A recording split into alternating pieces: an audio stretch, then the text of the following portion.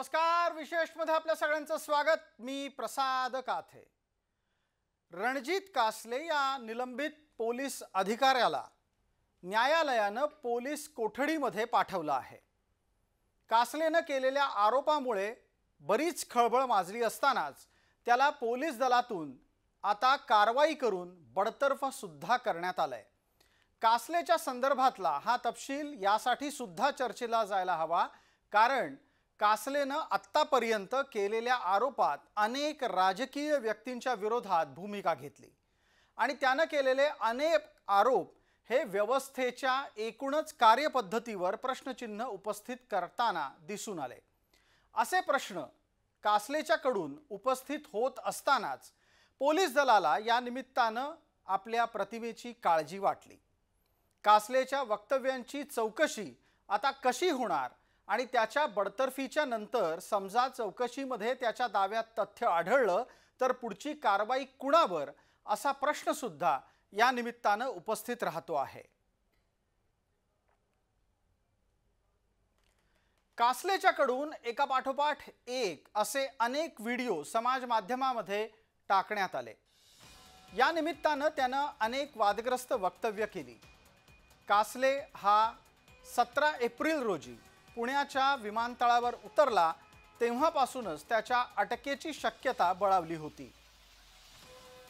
Police सेवा नियमावलीचा कासलेकडून भंग या निमित्ताने तर झालाच, पण त्याचबरोबर कासलेने केलेल्या आरोपाच्यामुळे ॲट्रॉसिटीचा गुन्हा सुद्धा त्याच्या विरोधात दाखल करण्यात आला आहे। कासले याला त्याच प्रकरणामध्ये ताब्यात घेऊन न्यायालयामध्ये हजर करण्यात आलं। न्यायालयामध्ये हजर करण्यात आल्याच्या नंतर कासलेच्या संदर्भातली सुनावणी झाली आणि त्याला 3 दिवसांची पोलीस कोठडी सुनावण्यात आली आहे। कासलेच्या वकिलांनी या निमित्ताने काय म्हटलंय ते ऐकूया। अट्रॉसिटीज ऍक्ट मध्ये अटक करून मान्य न्यायालयात हजर केलं होतं। पोलीस डिपार्टमेंटच्या वतीने तपास जो आहे तो श्रीमान गोल्डे साहेब DYSP बीड यांच्याकडे देण्यात आलेला आहे। कासले सरांची एकंदरीत 14 दिवसाची पोलीस कस्टडी पोलिसांकडून मागवण्यात आलेली होती। त्यावर सरकारी वकिलांचा आयोनचा आणि आमचा युक्तिवाद झाला। त्या युक्तिवादाच्या अनुषंगाने मान्य न्यायालयाने 21 तारखेपर्यंत म्हणजे 3 दिवसाची पोलीस कस्टडी त्यांना मंजूर केली। प्रामुख्याने ती पोलीस कस्टडी याच्यासाठी मागितली होती, त्यांचा जो मोबाईल आहे, ज्या मोबाईलमधून तो व्हिडिओ प्रसारित झाला होता, तो मोबाईल जप्त करणं आहे, त्याचा पासवर्ड हस्तगत करणे आहे। त्यानंतर कासले जे आहेत ते मुंबई, त्यानंतर दिल्ली, कर्नाटक, बँगलोर अशा 2-4 राज्यात फिरले आहेत। ते कुणाला भेटले आहेत, काय चर्चा केली आहे या अनुषंगाने, त्याचप्रमाणे त्यांचं कास्ट सर्टिफिकेट हस्तगत करणे आहे या अनुषंगाने, आणि त्यांना आणखीन कुणी मदत केली आहे का या अनुषंगाने तपास करण्यात आम्ही 14 दिवसाची पोलीस कस्टडीची मागणी पोलीस डिपार्टमेंटच्या वतीने करण्यात आली होती। कासलेच्याकडून धक्कादायक दाव्यांची मालिका गेला महिनाभर सुरू होती। अटकेच्या आधी सुद्धा तो गप्प बसला नाही। ज्या वेळेला कासले पुण्याच्या विमानतळावर उतरला तेव्हा माध्यमांनी त्याला गळाला घातला आणि या निमित्ताने सुद्धा कासलेने लांब लचक पत्रकार परिषद घेत आपली वक्तव्य केली। आणि इतकंच नाही तर आपल्या या तमाम वक्तव्यांची पुनरावृत्ती टप्प्याटप्प्याने तो सातत्याने करत राहिला। तुम्ही वाल्मिकरांना अटक झाल्यानंतर त्यांचा एन्काउंटरचा प्लॅन आखला गेला होता आणि तुम्हाला बक्कळ पैसे मिळणार होते त्याच्यामध्ये, मग काय नेमकं सगळं हे झालं आणि ते कोणी ऑफर दिली तुम्हाला? मी सांगितलं वारंवार, धनंजय मुंडे आणि वाल्मिक कराड, हे धनंजय मुंडेंची ती ऑफर असेल असं मी सांगितलं व्हिडिओमध्ये, आणि कशा प्रकारे होतं आणि एन्काउंटरची ऑफर काय होती मी सगळं माझ्या व्हिडिओमध्ये सांगितलेलं आहे। पंकजा मुंडेंच्या वेळेस घडलं का लोकसभेचे इलेक्शन? तेव्हा फोन वगैरे आले वाल्मिक कराडांचे, धनंजय मुंडे? नाही, धनंजय मुंडेच्या PAचा फोन आला होता सकाळी माझ्या कॉल डिटेलमध्ये भेटेल ते तेव्हा मग ते कशासाठी आले होते?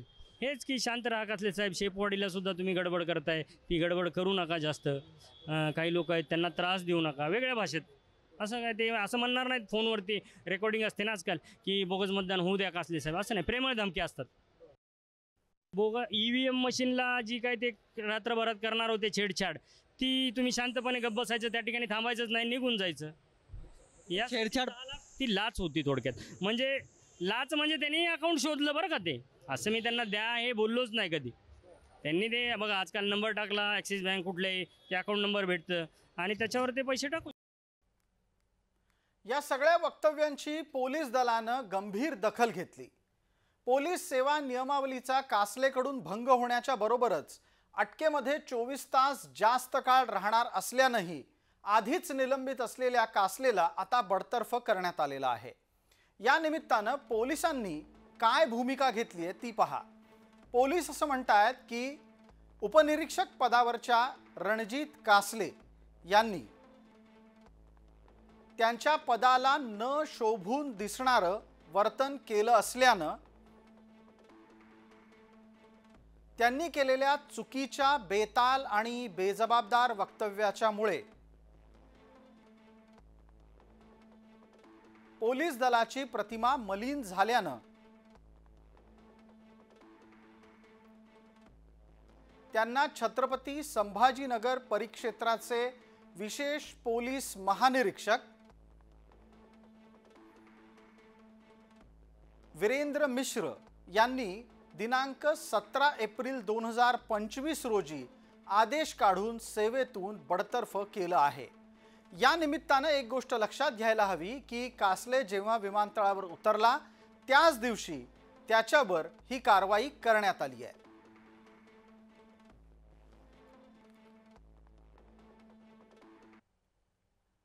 दरम्यान रणजित कासले हा विश्वासार्ह नसल्याचं दस्तूरखुद्द सामाजिक कार्यकर्त्या अंजली दमानिया म्हणतात.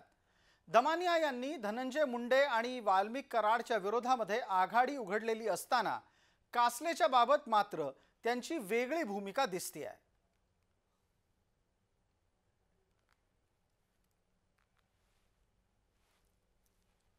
विचित्र आणि विक्षिप्त असा हा माणूस आहे.